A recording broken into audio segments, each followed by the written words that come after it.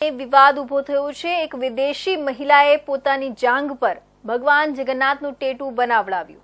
વિદેશી મહિલાએ ભુવનેશ્વરના રોકી ટેટૂઝ પાર્લરમાં આ ટેટુ કરાવ્યું હતું।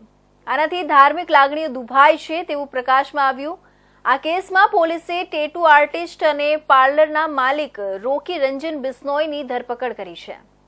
એક વિદેશી મહિલાએ પોતાની જાંઘ પર ભગવાન જગન્નાથનું ટેટુ બનાવડાવ્યું છે, જેના કારણે ઓડિયા અને બધા જગન્નાથ ભક્તોમાં રોષ ફેલાયો છે। સોશિયલ મીડિયા પર આ તસવીરો વાયરલ થયા બાદ હિન્દુ સેનાના સભ્યોએ રવિવારે પોલીસમાં ફરિયાદ નોંધાવી અને ધાર્મિક લાગણીઓને ઠેસ પહોંચાડવા બદલ કાર્યવાહીની માંગ કરી છે।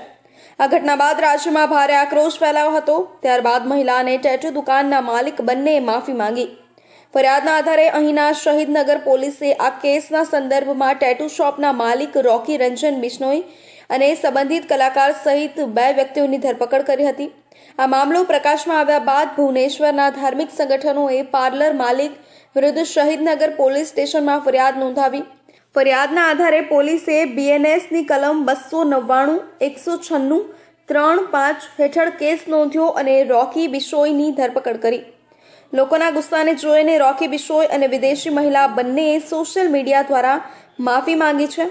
રોકી બિશ્નોઈએ માફી માંગતા કહ્યું, હું દિલથી માફી માંગુ છું કારણ કે ટેટુ અમારા સ્ટુડિયોમાં બનાવવામાં આવ્યું હતું।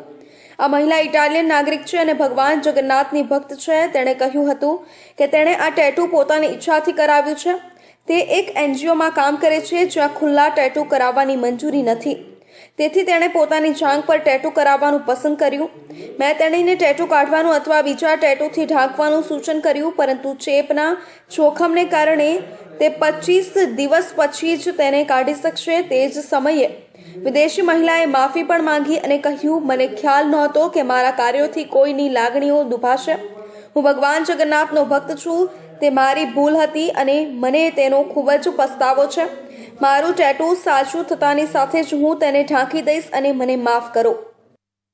पहले तो गलत बात है जगन्नाथ भगवान को लेकर जांग में बनाना, और जो भी बनाया वो भी गलत है।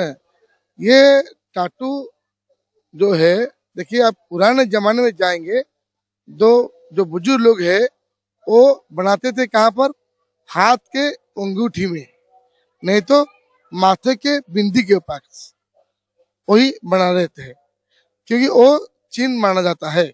कोई उसी टाइम में कोई देवता के कोई नहीं बनाता था, सिर्फ कोई स्टार हो, कोई बिंदी हो, ऐसे बनाते थे। लेकिन आजकल जमाने में हर कोई भी देवता को लेकर बनाते हैं, लेकिन ये हद पार हो गया, जो कि जगन्नाथ भगवान को, जिसको हम पूजनीय मानते हैं, जो हमारा आराध्य है, जो सब हर विश्व का आराध्य है जगन्नाथ भगवान, उनको जो जांग में मनाया गया वो गलत बात है। આ કેસમાં પોલીસ તપાસ હજુ પણ ચાલુ છે। ધાર્મિક લાગણીઓ સાથે જોડાયેલી આ ઘટના બાદ વહીવટી તંત્રે લોકોને શાંતિ જાળવવા અને કાયદાના દાયરામાં રહીને પોતાના મંતવ્યો રજૂ કરવાની અપીલ કરી છે। શાસ્ત્ર નિષ્ણાંતે કહ્યું, આ અમારી માન્યતા છે, કોઈને પણ આવું કરવાનો અધિકાર નથી। ભગવાન જગન્નાથ પર આ રીતે ટેટુ બનાવવું સ્વીકાર્ય નથી।